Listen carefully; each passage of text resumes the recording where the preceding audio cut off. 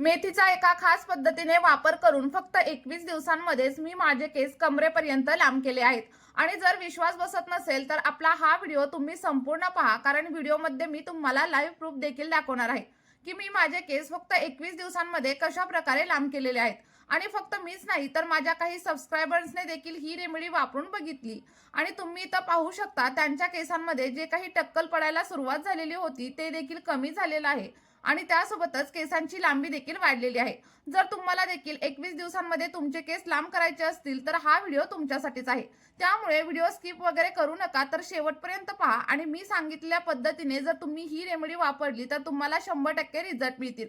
चला तर मग आपली रेमेडी बनवायला आपण सुरुवात करूया. पण त्या अगोदर तुम्ही आपला हा व्हिडिओ कोणत्या गावामधून किंवा मग कोणत्या शहरामधून पाहताय कमेंटमध्ये नक्की सांगा. बघा, रेमेडी बनवण्यासाठी सगळ्यात पहिल्यांदा आपल्याला लागणार आहे मेथी, जी आपल्या सगळ्यांच्या स्वयंपाकघरामध्ये अगदी सहज उपलब्ध असते. आणि मेथी फक्त मसाल्यांमध्येच वापरली जात नाही तर तिचे अनेक फायदे आपल्या केसांसाठी देखील होत असतात.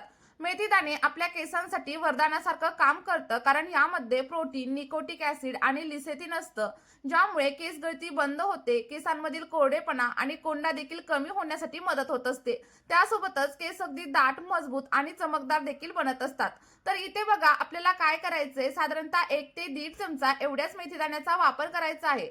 आता तुम्ही तुमच्या केसांच्या लेंथनुसार मेथीदाण्याचं प्रमाण कमी किंवा जास्त देखील नक्कीच करू शकता. आणि जर तुम्ही आपली ही रेमेडी पहिल्याच वेळेस वापरत असाल तर साधारणतः 2 ते 2.5 चमचे एवढा मेथीदाण्याचा वापर तुम्हाला इथे करायचा आहे. त्यानंतर रेमेडी बनवण्यासाठी सगळ्यात पहिल्यांदा आपल्याला एक पॅन घ्यायचा आहे. तुमच्याकडे जे कोणतं भांडं असेल ते तुम्ही इथं घेऊ शकता आणि या पॅन मध्ये साधारणतः 2 चमचे एवढा मेथीदाणा ऍड करायचा आहे. बघा, जर तुम्हाला टाइम वगैरे असेल ना तर मेथीदाणा तुम्ही एका रात्रीसाठी भिजत देखील ठेवू शकता. साधारणतः 2 चमचे मेथीदाणा घ्यायचा, त्यामध्ये थोडंसं पाणी ऍड करायचं आणि त्याला रात्रभर भिजत ठेवायचा आणि त्यानंतर तुम्ही दुसऱ्या दिवशी त्याचा वापर नक्कीच करू शकता. बघा, आपण इथे 2 चमचे एवढी मेथी याच्यामध्ये ऍड केलेली आहे आणि त्यानंतर यामध्ये साधारणतः अर्धा ग्लास किंवा मग 1 ग्लास एवढं पाणी देखील ऍड करणार आहे. हे जे पाणी आहे ते साधारणतः 150 ते 200 ml असेल आणि जर तुम्हाला जास्त प्रमाणामध्ये जर रेमेडी बनवायची असेल तर तुम्ही इथं जास्त प्रमाणावरती देखील नक्कीच बनवू शकता. आणि जे कोणतं पाणी घ्याल ना ते फिल्टरचं असावं, बोरिंगचं किंवा मग खारं पाणी अजिबात घेऊ नका.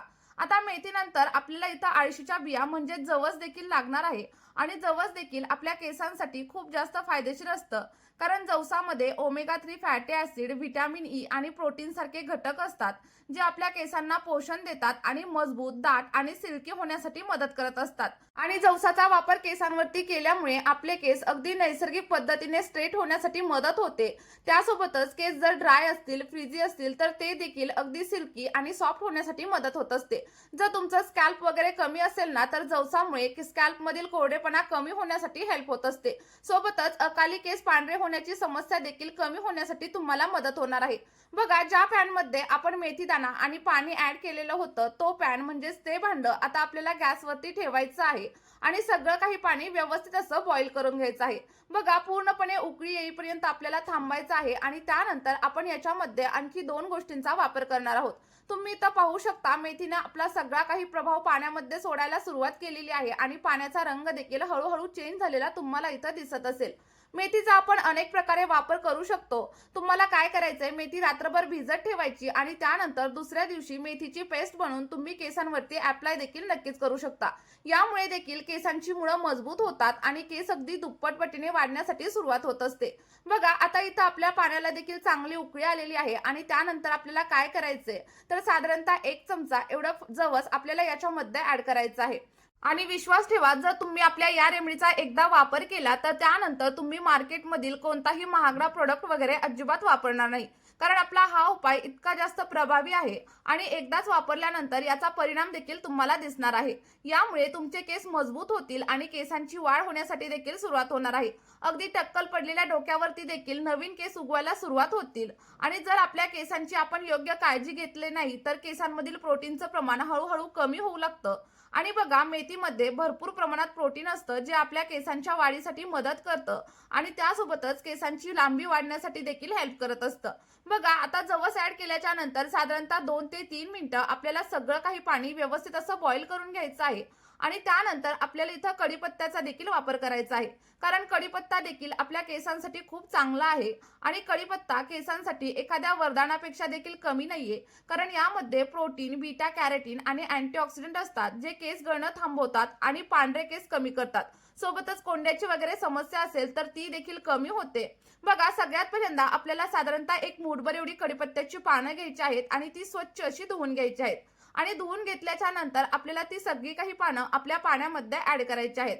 आता ऍड केल्याच्या नंतर सगळं काही पाणी व्यवस्थित असं मिक्स करून घ्या आणि त्यानंतर व्यवस्थित असं बॉईल देखील करून घ्यायचं आहे.